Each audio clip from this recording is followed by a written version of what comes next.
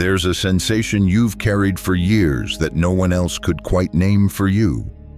It's that quiet pressure that sits between your ribs, the subtle weight behind your eyes, the low hum in your nervous system that doesn't let you fully rest. It's the architecture of the old self constructed out of patterns, reactions, and identities that once kept you safe but now act more like scaffolding holding you in place. You've mistaken that scaffolding for stability, when really it's a holding pattern, repeating the same orbit over and over. You've felt it in the way mornings repeat, like carbon copies. Wake up, move through familiar routines, return to the same thoughts about who you are, what you can do, and what you can't. This is the mechanism that convinces you the past equals the future. Yet deep down, something in you knows the orbit is artificial. It's as if the nervous system keeps spinning the wheel because it doesn't know the ground is safe without it. Think about how often you've tried to improve within that scaffolding. New habits, affirmations, plans stacked on top of the old frame. It's like painting a mask in brighter colors instead of realizing you can set the mask down altogether. Improvement in that model only polishes limitation. The pattern stays intact because the identity stays intact. That's why transformation feels so rare. Most people are working to reinforce the very structure they need to release. Shift from idea to body. Notice your shoulders as you hear these words. Are they tight? Unconsciously guarding, breathe in through your nose. Let the breath press against that armor and exhale slowly. That single act reveals the illusion the tension isn't who you are. It's a habit your body memorized. Every exhale can be a rehearsal of surrender, loosening one rung of the scaffolding. Zoom out to cosmic frame in quantum physics. They call this the collapse point. At every instant, countless probabilities exist. The version of you who remains inside the old scaffolding is one option. The version of you who takes off the mask is another. Each breath is a micro-choice of which reality to energize. That's not poetry, it's mechanics of observation and attention. Skeptics check, is this just metaphor? Or is there evidence? Neuroscience shows that neural pathways dissolve when attention is withdrawn. Muscles release chronic holding when awareness interrupts unconscious contraction. These are tangible, observable processes. So when you're invited to let go of the old you, it's not mystical fluff. It's a real neurological and somatic shift available in this moment. From symptom to signal, the restlessness you feel isn't failure. It's data. The fatigue after repetitive social interactions, the subtle grief when you realize certain dreams no longer inspire you. These are signals of identity scaffolding reaching its expiration date. They are the cracks in the mask, invitations to set it down. Here's the pivot. The old you cannot be improved into the new you. The old you can only dissolve, and the work isn't to kill that self, but to release it, to let it retire with gratitude. It held you up long enough for you to walk this far. Now, the scaffolding needs to be disassembled so your authentic architecture can emerge. So pause again, feel your body. Imagine the tension in your chest, your jaw, your belly as scaffolding poles. With every inhale, acknowledge them. With every exhale, loosen them. In doing so, you begin to practice the art of letting go, not in concept, but in sensation. This is where your shift begins, not in ideas about who you should be, but in the lived awareness that the old you is just a pattern you can stop energizing. Every day, you wake up inside a field of infinite possibility, but most mornings you don't notice. Your thoughts reach automatically for yesterday's concerns. Your body settles into yesterday's posture. Your language repeats yesterday's stories. Without realizing it, your attention has already voted for the same version of you. That vote is what freezes one probability into reality. It's not fate, it's focus. Think of attention as the steering wheel of your timeline. Wherever you place it, the universe organizes itself around that focus. If you keep pointing it toward lack, struggle, or limitation, that's the trajectory you reinforce. The quantum field may contain countless versions of you confident, free, abundant, but those versions remain unexpressed if your attention keeps fueling the one that doubts, worries, or waits. Zoom out to cosmic frame physicists. Describe this as observer collapse. Mystics call it karma or conditioning. Different languages. Same insight, what you repeatedly notice becomes what you repeatedly live. In other words, you don't see reality as it is. You see reality as your attention rehearses it.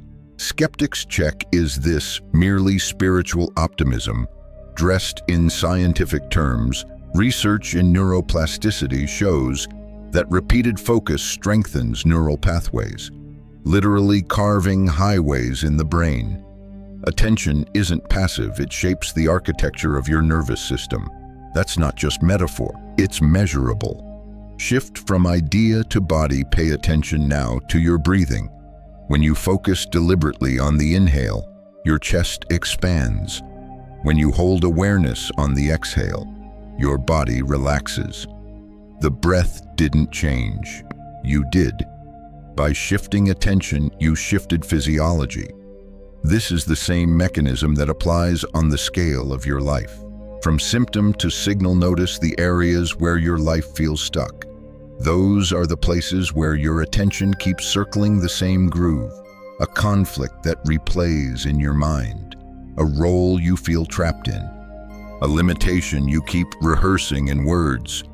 These aren't random frustrations, they're proof that your attention is holding one timeline in place. Myth to mechanism. Imagine tuning a radio. If you stay locked on one frequency, the same station keeps playing no matter how much you complain about the song. Transformation isn't about shouting at the radio, it's about turning the dial. Shifting attention is turning the dial. So what does this mean in practice? Begin to track the micro moments where you can vote differently. Instead of reinforcing a complaint, pause and breathe. Instead of repeating the same self-label, replace it with witness language. I notice a thought that says, I can't. That small edit in attention disempowers the old frequency and gives space for another channel to emerge. Threshold marker, the old self survives by convincing you your focus is inevitable. The truth is, attention is mobile. It can be trained, redirected, loosened. Each time you reclaim it, even for a few seconds, you weaken the scaffolding of the old you. So pause again. Notice where your attention is right now. If it's drifting into doubt, gently redirect it to the present moment, the breath moving, the body sitting, the awareness aware of itself. This small act is not small at all. It's the seed of a new timeline. Every redirection plants possibility. Every shift of focus unfreezes a new world. You've understood the concept, but now the invitation is to feel it in your skin. Transformation doesn't anchor itself in theories or elegant language. It roots in sensation. The nervous system is the soil where identity takes hold. And if you want the old self to dissolve, you must learn to loosen it where it actually lives, inside the body. Start with the breath. 3 deliberate breaths can reveal more truth than 3 chapters of theory. Inhale slowly through the nose, letting your ribs expand outward. Pause at the top as if holding open a doorway. Then exhale through the mouth, longer than the inhale, like a tide drawing back from shore. Repeat this twice more, and you'll notice its shoulders dropping, chest softening, a subtle sense of space returning. This is coherence, the state where body and mind resynchronize. Each breath you take this way doesn't just calm you, it weakens the contract the old self made with tension. Shift to posture. The old identity memorized itself in your stance. The curve of your spine, the way you hunch to guard, the way you stiffen to perform. Straightening isn't just sitting up straight. It's an act of liberation. When you align your spine, signal to your nervous system that vigilance is no longer required. You open an inner corridor where energy can move freely. Try this now. Uncross your legs. Let your feet press gently into the floor. Crown lifting upward, shoulders resting downward. Notice how the old self, built on defense, begins to lose its grip when you take up your full space. Then, attend to rhythm. Place your hand lightly over your chest. Feel the heartbeat steady, quiet, unrelenting. When you bring awareness here, your heart rhythm begins to entrain your brain waves. Neuroscience calls this heart-brain coherence. Ancient mystics called it prayer. Whatever the language, the effect is real. The nervous system shifts from scattered survival mode into synchronized flow. Skeptics check, are these just relaxation tricks? No, they're gateways. Every time you engage the body this way, you're practicing disidentification. You're proving to yourself that you are not the tension, not the posture, not even the racing thought. You're the one who notices, the one who chooses. Zoom out to cosmic frame in the quantum field. Coherence is power. A laser is just light aligned. Water becomes a wave when molecules synchronize. Your body is no different. When you bring breath, posture, and heart rhythm into coherence, you collapse the scattered versions of yourself into one directed presence. From symptom to signal, the headaches, the restlessness, the tight chest you've dismissed as stress are actually signals. They're proof that your body is holding the old identity in place. Respond to them not with frustration, but with practices that interrupt the pattern. Each time you soften the jaw, relax the belly, or slow the breath, you're not just soothing discomfort, you're dissolving the scaffolding of the false self. Here's the deeper truth: ideas about transformation are only scaffolding until the body confirms them. A theory becomes lived reality the moment it changes your pulse, your breath, your posture. That's when the shift stops being abstract and becomes tangible. So pause once more. Take one deliberate breath. Adjust your posture to dignity. Rest your hand on your chest. These aren't small gestures, they're codes, signals to the field that you are willing to loosen the grip of the old self. In this embodied coherence, you prepare the ground for everything else. The shift begins not in grand declarations, but in the humble, repeated choice to let the body lead the way. Every identity is constructed with words before it's built with habits.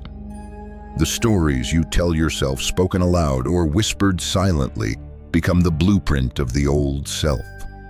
Language is the cement that holds scaffolding together. And until you become conscious of how you speak, you'll keep reinforcing the very walls you're trying to dissolve. Think about the phrases you repeat. I'm always anxious. I'm not good with money. That's just how I am. Each one sounds like a description, but it functions like a command. Words aren't just labels, they're contracts with reality.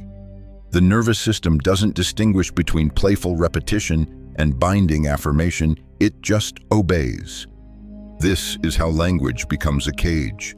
Shift from idea to body. Notice how it feels when you say silently, I'm stuck. Your shoulders collapse, your chest tightens, your energy contracts. Now replace it with, I notice a thought that says, I feel stuck. See the difference. By inserting witness language, you loosen the identity grip. The cage door cracks open. Zoom out to cosmic frame. Ancient texts understood this power. In the Vedic tradition, sound itself, mantra, was seen as the creative force of reality. In modern neuroscience, affirmations and self-talk activate neural circuits that influence behavior. Both point to the same truth. What you name, you sustain. What you rename, you reclaim. Skeptics check, is this just positive thinking in disguise? No, this isn't about sugarcoating your experience. It's about accuracy. I am depressed fuses your being with a state. I notice symptoms of depression separates identity from experience. One locks you in, the other allows change. Practical ritual each day. Spend 7 minutes journaling with this witness stance. Write down your most common self-statements and reframe them. I'm always late becomes I notice a pattern of rushing.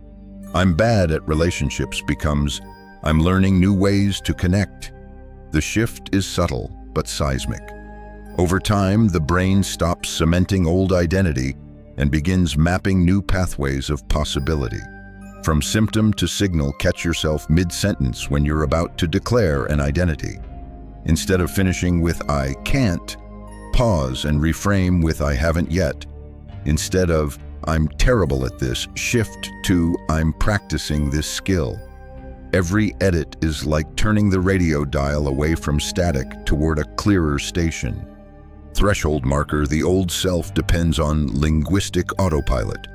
If you disrupt its favorite scripts, its foundation begins to crumble. That's why editing your words feels uncomfortable. It's dismantling the cage, bar by bar. So pause again. Whisper a phrase you've carried too long, one that limits you. Feel its weight. Then rephrase it into witness language.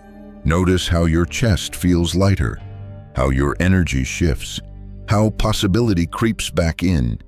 This is the key. Language can imprison, or it can unlock the door. The choice is in every sentence you speak.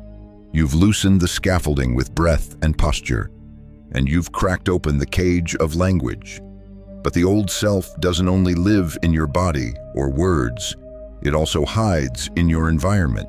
Every object in your room, every routine in your day, every relationship you maintain is part of the ecosystem that keeps the old you intact. If you want a different self to emerge, you can't just shift inner states. You must edit the outer stage where your life plays out. Think about the spaces you inhabit most. Your desk, your bedroom, your phone screen. Each one is covered in cues, photos, saved tabs, notifications, piles of unfinished projects that whisper old instructions to your nervous system. You see the same object, and it triggers the same thought, which triggers the same feeling, which recreates the same you. It's not random. It's conditioning written into your environment. Shift from idea to body walk into your space with fresh eyes, as if you were a visitor. Notice what contracts your body when you see it. The cluttered shelf, the text thread you dread opening, the clothes that no longer feel like you but still hang in your closet. Each contraction is a signal. The old self has hidden its anchors there. Zoom out to cosmic frame in quantum mechanics. They talk about resonance, systems aligned to the frequencies around them. Your environment is a resonance field. If it's cluttered with reminders of the old self, your energy will keep sinking to that signal.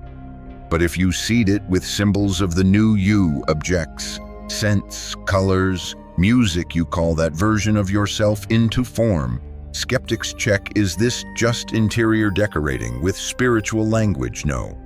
Behavioral science calls this friction design.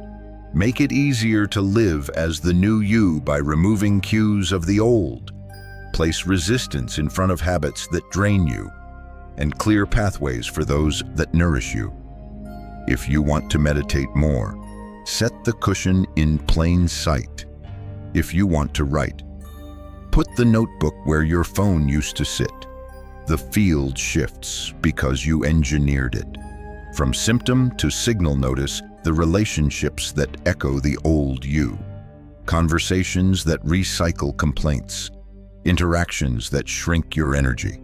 Dynamics that lock you in roles you've outgrown. These aren't failures of loyalty, they're signals. The old identity uses people just as it uses objects. to keep you frozen. Boundary scripts help here. Not harsh ultimatums, but clear language that reflects your new frequency. I need more quiet right now. I'm focusing on my health, so I won't join for that tonight. Each boundary is a declaration to the field. The old resonance doesn't run me anymore. Threshold marker editing your environment isn't about perfection, it's about alignment. Every drawer you clear, every digital feed you curate, every boundary you draw is a thread pulled from the old fabric. Slowly, the pattern unravels. So pause again. Look around your space. Name one object, one cue, one thread of the old self that can be released today. Then choose one seed of the new self to place in its stead. This act may look small, but it's quantum. You're tuning your field to a different station. The old you fades not just because you stop believing in it, but because you stop surrounding yourself with its echoes. There comes a moment when you've released enough of the old scaffolding that the familiar begins to crumble. But the new hasn't fully taken form. This is the liminal corridor, the in-between passage where certainty dissolves, where you can no longer turn back, but you don't yet know what lies ahead. It feels like standing in a hallway between two doors, one closing behind you, the other still locked. This corridor is where most people retreat. Yet if you can learn to stay, the corridor becomes charred ground. Think of the cocoon. The caterpillar doesn't instantly transform into a butterfly. It melts. Structures dissolve. Form breaks down. Identity becomes unrecognizable. To an outside eye, it looks like destruction. To the inner process, it's preparation. That's the liminal corridor. It feels like emptiness, but it's actually creation in disguise. Shift from idea to body. Notice the sensations you resist most in this in-between, the restless energy in your chest, the disorientation when plans no longer excite you, the fatigue that feels heavier than usual. These aren't malfunctions. They're indicators that the old operating system is shutting down. Instead of fighting them, breathe into them. Let them be the doorway rather than the barrier. Zoom out to cosmic frame in quantum mechanics. Particles enter a superposition state, neither here nor there, both and neither. Only after observation does the field collapse into form. Your corridor is that superposition. The old you is gone, the new you hasn't stabilized, and everything feels uncertain. But uncertainty is proof you're at the edge of emergence. Skeptics' check is lingering in the unknown, just drifting no. Neuroscience shows that periods of neural gap, when old pathways dissolve before new ones form, are critical for rewiring. Silence, stillness, and uncertainty allow fresh connections to grow. Without the corridor, no real shift happens. From symptom to signal, when you feel the wobble, sleep disrupted, emotions heightened, identity blurred, recognize it as evidence of transformation underway. The old reflex would interpret this as failure. The new perspective sees it as progress. The corridor is not punishment, it's passage. Designing containers helps. Safe spaces where you can surrender without panic, deep rest. Nature walks, meditative silence, prayer, journaling. These aren't luxuries, they're lifelines. They give your nervous system room to reorient without forcing clarity too soon. Anchoring values also matters, even in uncertainty. You can choose honesty, kindness, presence. These small anchors keep you steady while the larger identity rebuilds. Threshold marker, the liminal corridor isn't meant to be rushed. Every instinct will urge you to fill the emptiness with distractions or rebuild the old self just to feel solid again. Resist that urge. Allow the hallway to stretch as long as it needs. The new door will open precisely when your system is ready. So pause again, imagine yourself in that corridor, walls bare, floor echoing, light dim. Feel the unease. Now, instead of running, breathe into it. Place one hand over your heart, one over your belly. Whisper, "This emptiness is creation." That phrase becomes your lantern. The corridor is no longer a trap. It's initiation. As the corridor stretches, signs begin to appear. Subtle, fleeting, easily missed. A repeated number sequence on a receipt. A stranger's comment that echoes a thought you just had. A dream that lingers longer than usual, leaving an aftertaste in your chest. These are signals, and the old self loves to distort them into either superstition or dismissal. The work now is to learn how to read without fantasy, how to honor the signal without turning it into a story that traps you again. From symptom to signal, notice how your body reacts first. You see an 11 on a clock, and your chest expands for no reason. That expansion is the signal, not the digits themselves, but your resonance with them. A dream wakes you in the night, and your palms tingle. The sensation is the signal. Your old reflex would chase meaning, crafting elaborate theories about destiny. Your new practice is simpler. Let the body's response speak louder than the mind's interpretation. Shift from idea to body next time synchronicity brushes past you. Pause. Don't rush to Google its meaning. Instead, close your eyes. Breathe once into the sensation it stirred. Ask quietly, "What is this inviting me to notice?" Then let the question hang unanswered. The quantum field doesn't always speak in sentences. It speaks in nudges, chills, tingles, whispers of recognition. Zoom out to cosmic frame physics. Calls this entanglement the mysterious way particles influence each other across space and time. In your lived experience, entanglement shows up as coincidences that defy logic. Not proof of fate, but proof that you're woven into a web far larger than your old identity could perceive. Skeptics check, does this mean every odd event is profound? No. Randomness exists. Not every coincidence is a cosmic message. The key is pattern recognition over time, paired with humility. If signals cluster around moments when you feel expanded, open, or aligned, they're worth noticing. If they create fear or obsession, they're likely projections of the old self.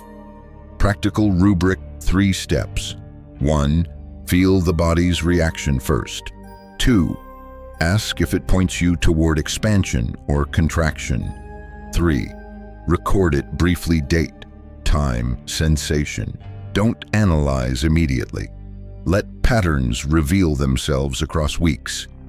This practice protects you from fantasy while allowing genuine synchronicity to guide you. Threshold marker signals aren't meant to hand you a map. They're like cairns on a mountain trail, small stone stacks reminding you you're still on the path. Expecting them to predict the future makes them burdens. Receiving them as gentle affirmations makes them gifts. From symptom to signal once more, when you notice that your life is full of reality glitches, dreamlike encounters, time bending, uncanny alignments, don't panic. Don't glorify them either. Simply breathe and whisper, "Noted." That word anchors you in observation without attachment. So pause now. Recall a signal from your own recent life.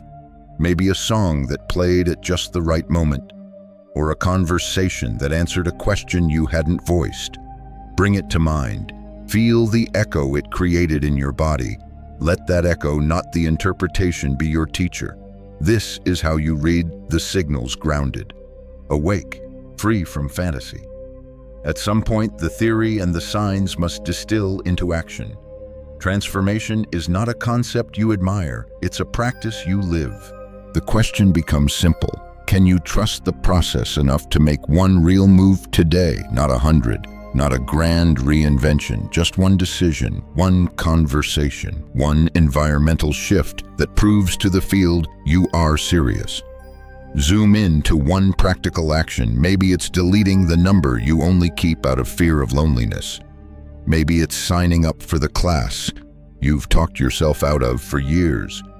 Maybe it's rearranging your room so the new version of you has space to breathe. These look small from the outside, but in the quantum field, they are irreversibles. Once you act from the new frequency, the field reorganizes around that choice.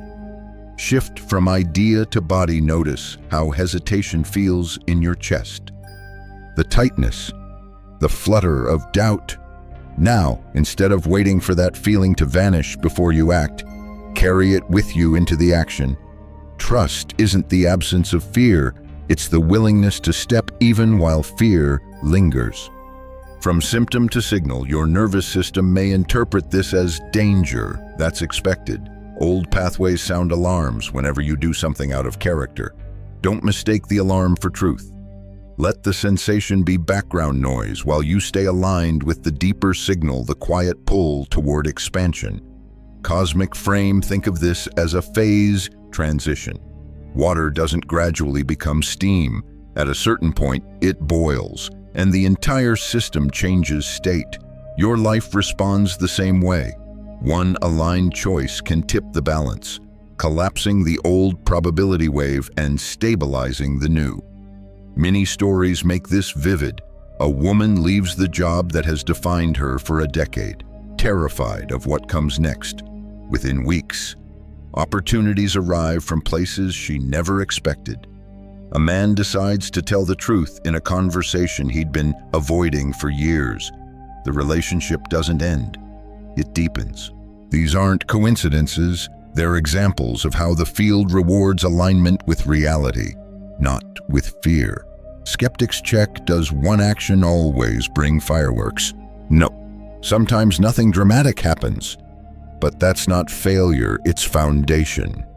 The universe isn't testing you with results, it's tuning you with consistency. The key isn't the outcome of one decision, but the accumulation of irreversible moves that signal to your system the old self is no longer in charge.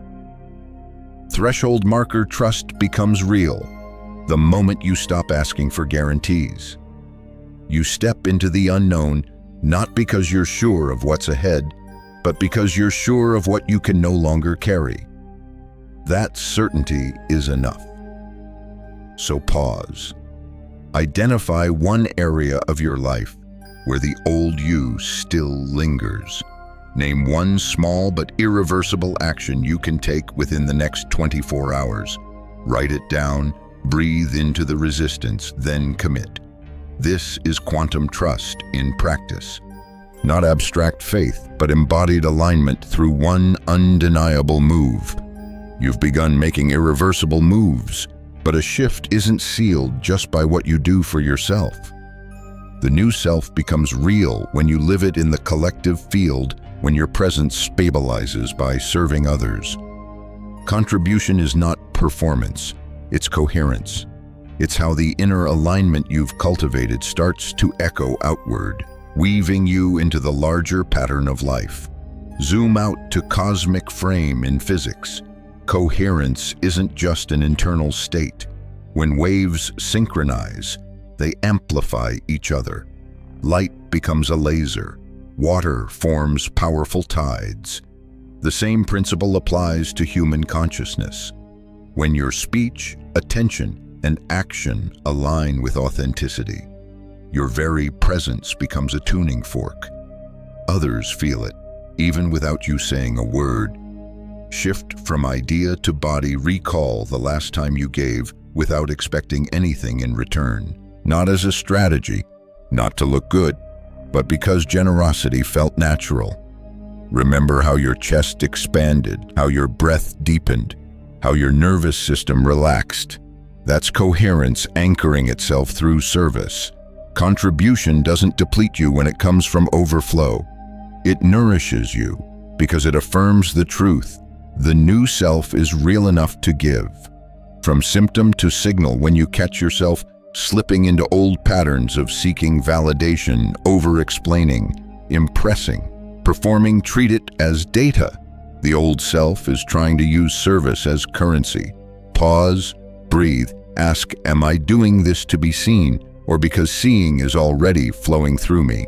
The answer shifts the act from performance back to presence. Gratitude plays a role here, but not the kind you've been sold as a daily checklist. True gratitude isn't a tactic to attract more. It's recognition. It's naming what is, without agenda. When you say thank you for breath, for a sunrise, for the chance to try again today, you're not leveraging the universe, you're syncing your frequency with reality itself. Gratitude becomes the glue that holds the new coherence in place. Practical application: try this for a week. Each day, choose one act of contribution that nobody sees. A kind word to a stranger, a silent blessing in traffic, picking up litter without needing credit. These invisible offerings stabilize the new self more deeply than grand gestures, because they bypass ego and root you in authenticity. Skeptics check: does service guarantee sainthood? No. You'll still have days when you feel empty, irritable, resistant. That's human. But notice how even small acts of alignment pull you back faster than any affirmation. Service isn't about erasing imperfection, it's about anchoring direction. Threshold marker: the old self asks, what will I get from this? The new self asks, what can flow through me right now? That shift in question is the lock clicking into place. It confirms that the transformation isn't fragile, it's sustainable. So pause now. Place one hand on your chest, the other open on your lap. Whisper quietly, let me be coherence today. Then watch for the small, unplanned opportunities to serve. This is how you stabilize, not by holding tighter, but by letting what's within you ripple outward. Every passage must close. You've walked through the holding pattern, loosened the body, edited your words, redesigned your environment, lingered in the corridor, learned to read signals, and practiced quantum trust through action and service. Now comes the ceiling, the stage where the shift stops being a fragile state and becomes a durable identity. This isn't about clinging tighter to what's new. It's about creating rhythms that sustain it, so you no longer slip back into the scaffolding you left behind. Zoom out to cosmic frame. A star doesn't stay lit by one burst of fusion. It burns steadily because of consistent processes repeating deep within it. Your transformation works the same way. One spark began it, but maintenance keeps it shining. Consistency turns breakthrough into baseline. Shift from idea to body design, a 7-day maintenance loop. Each morning, begin with one micro ritual that declares your new frequency. It could be 3 conscious breaths, a simple phrase of witness language, or writing down one alignment you'll embody today. Each evening, close with a reflection: what action today proved the old self no longer rules me? These small brackets train your nervous system to recognize continuity. From symptom to signal, relapse will try to disguise itself as truth. Old habits will whisper, see, nothing really changed. That's not evidence of failure, it's the echo of a fading structure. Have rules prepared. For instance, if I notice myself repeating an old script, I'll pause, breathe, and name it out loud as the past. These relapse rules turn setbacks into reaffirmations of direction. Threshold marker: a pledge locks the shift in place, not a promise about outcomes, but an identity-level commitment.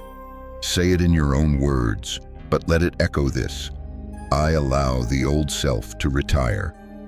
I walk as the authentic self now.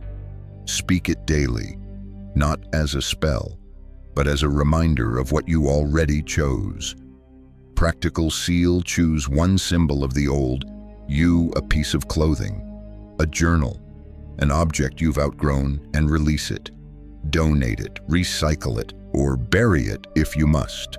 ritualized release signals to your subconscious, that chapter is over. At the same time, introduce one symbol of the new you into your environment. A candle, an artwork, a phrase on your wall. These become anchors, quietly reinforcing the shift. Skeptics check, does this mean you'll never feel the pull of the old self again? No, but the difference is this. Now you know the mechanics. You know how to redirect attention, adjust posture, edit language, read signals, and act with trust. That knowledge is your insurance. It means the corridor never swallows you again.